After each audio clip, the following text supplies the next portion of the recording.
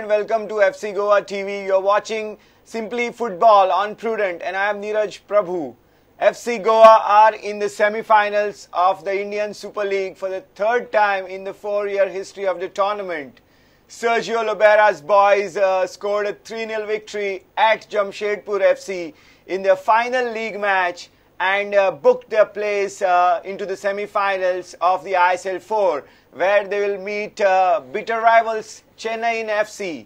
The home leg will be played on Saturday, while the return leg in Chennai is scheduled to be played on Tuesday. What a wonderful ride it has been for the Gors this season. It's been very exciting to start with, and then there was a phase where there were some doubts creeping into the minds of the followers FC Goa. But from then on, in the last 3 games, we saw the free-flowing FC Goa come back to action again, and they have now scored 3 victories in a row to clinch the 3rd place in the playoff positions, in the top 4 positions of the Indian Super League Season 4. We have with us, as always, football expert Francis D'Souza, the former India forward. Francis, it's a very, very joyous occasion for Goa once again with our beloved FC Goa in the semi-finals. You remember I told you, Neeraj, that you don't have to worry. I assured the fans also that qualification for FC Goa is definite. What I saw in the past performance of theirs in the earlier part of the competition, I knew that there was quality, there was potential for the players to give you results, and there you are, 3 victories in 3 finals, and 1 final was a draw. So that's how it is, and you can be rest assured we will have a team that will be featuring in the finals also. Well, the world-class finish by Coro of a fantastic lob by Lanzarote definitely is the biggest and most delightful moment of the match, and there were other couple of goalkeeping blunders or other incidents that we would like to discuss. But the positives first, Francis. Superb finishing by Coro and Lanza, of course. These are quality players, Neeraj. You expect them to perform any part of the match, and they are lethal when they do so. And you have seen Coro, his technical ability, his vision, and his finishing is very lethal. We have seen it in the earlier matches, and he has picked up his game, his confidence, and nothing succeeds like confidence. When you are confident, you can do whatever you have done in the past, and you have been doing it. I mean, you have no doubts about your own ability. It's about confidence and believing in yourself, and that's what FC Goa is all about. The philosophy of attacking, that's what has paid them right through the competition. Although we have a questionable defense, which hasn't improved in leaps and bounds in the entire league stage of the tournament. And I hope they come good at the most crucial part of the competition, that is semi, so that the team can get into the finals. Francis, these 2 players, specifically Coro and Lanza, they are like artists at work. I mean, how could you describe that accuracy of that ball and then that control by Coro? How do you get it, you know? You don't have to do anything spectacular. You have to do something what you are capable of doing, and that's what Coro and Lanza does. They don't go in an articulate fashion. That's the natural part of it. And when the artist paints, it paints with all his glory. And when they finish and they put the defense splitting pass, like you said, they do it with all the expertise and all the confidence. And that is the hallmark of the quality player that you have in FC Goa. And they will keep on doing it, and that's what makes them the most dreaded pair in the competition. And it's not contribution of one player.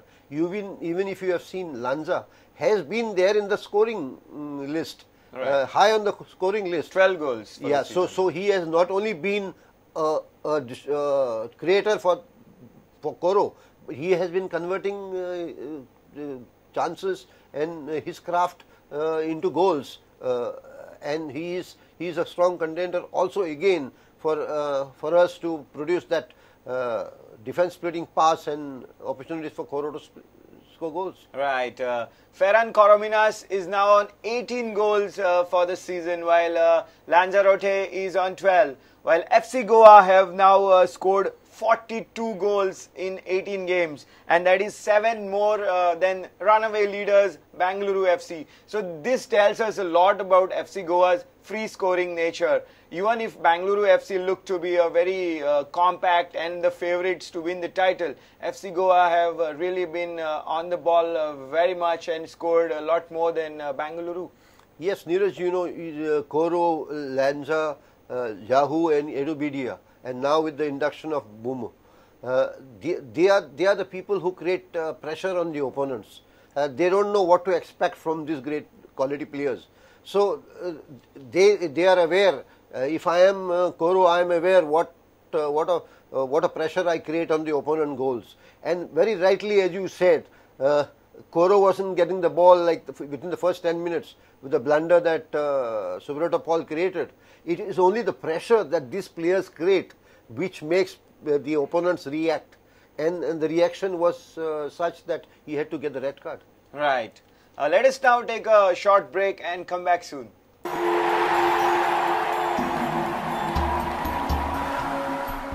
Welcome back. As a contest, the game started with FC Goa bringing in Ahmed Jahu, while Edu Bedia was slotted onto the bench. Do you agree with the approach that Sergio Lobera had to this game with Bedia on the bench and Jahu back, while Hugo Bumo kept his place in the starting 11? I think Lobera must have decided that that was the winning combination in the earlier games. He didn't want to disturb that winning combination. Although Edu Bedia had started many games in the competition and he was assured of his performance, the way he performs, the way he holds the ball, the way he distributes the ball to the width of the field, and the way he takes those sudden shots.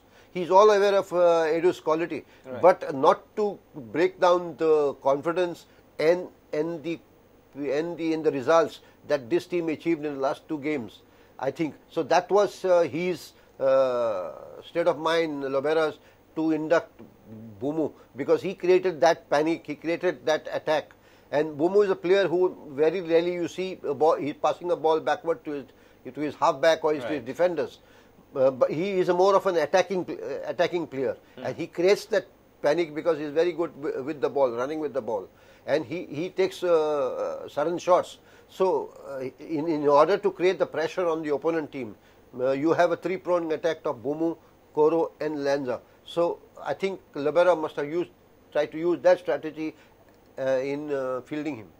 Well, Jamshedpur FC as the host, probably the situation got to them, and they are one of the most experienced goalkeepers in Indian football. Subrata Paul did that big blunder as a goalkeeper, rushing out and handling the ball outside the territory. That jolted the hosts. Yeah, I think Neeraj, you expect most experienced players, the most reputed player in Indian football, Subrata Paul, to act very responsibly and with a lot of experience and a lot of confidence. I think he misjudged the flight of the ball.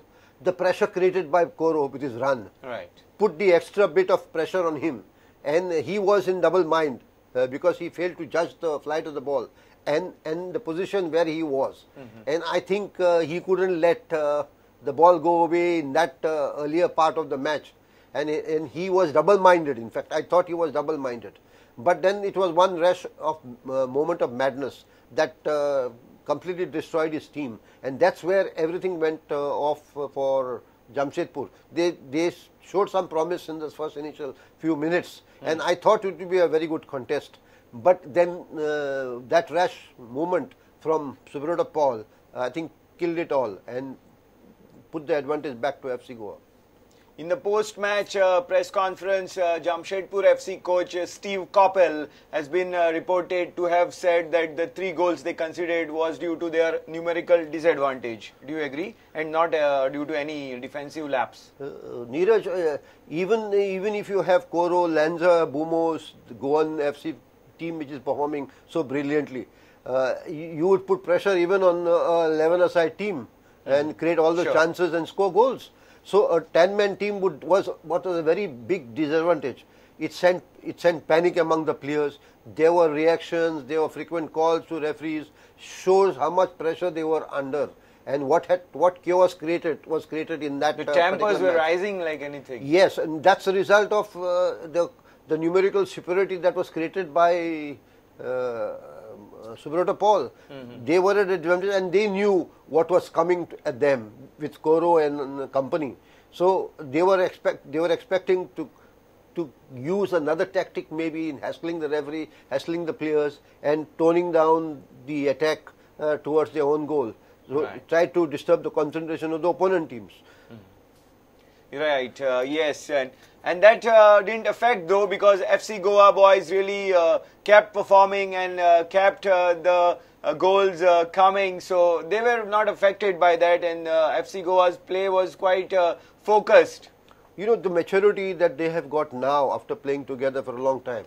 Mandar, Saritan, Pranoy was brilliant yesterday also, and Koro, and as usual, you know, they have the composure. They have the ability to keep the ball among themselves.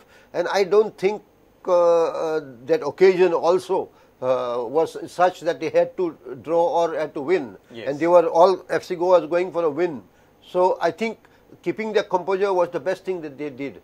Because in previous matches you have seen that they had not kept their composure. They had lost their cool. But this was not the time. They had a numerical advantage and they had the ability. So it was a very good decision on part of all the players to keep their tempers low, to keep their composure and go about the task they normally do, and that's what they did, and that's what you got fantastic results. Well, most of the players really did that. Naveen Kumar, the goalkeeper, who has been so assuring presence under the bar after Lakshmikant Kattimani's first 12 games didn't produce desired results. Naveen Kumar got himself red carded by rushing out of the area and handling the ball. It was a very big individual error by Naveen Kumar. Neeraj, you think when you are as a professional footballer, you start thinking even before the ball comes to you. You start preparing as the attack comes towards your goal. And as a goalkeeper, I think you should be able to judge and decide. Decision making is a very important part of goalkeepers and the other players. And this is where he has gone wrong. He came out charging for the ball without thinking what he would normally do for a ball which was put in between two players. And that's where he got confused. He got double-minded again. What has to be done without realizing that it overstepped the penalty area. Right. And very rightly, referee has shown him the red card. This now puts FC Goa in a bit of a bother, because that goalkeeper had struck a very good rhythm and he was very confident guy in the goal. So now FC Goa have to resort to Kattimani. Yeah, for me, if I was in Kattimani's place, I would have told myself, it's like believing in your own self. I would have told myself that now is my chance to get my position back in the team. Right. And this is God-sent chance after Naveen Kumar was doing very well in the goal. And he had gained the confidence of the coach. And now I think Kattimani has to gear himself up. He has to start preparing for the semi-finals and prove to the people that, those were just flashes in the pan performance where he let the team down to a certain extent, but it's not going to happen again. It's a question of self-belief and self-confidence. He has the ability and he can prove himself once again. That's an opportunity he has got.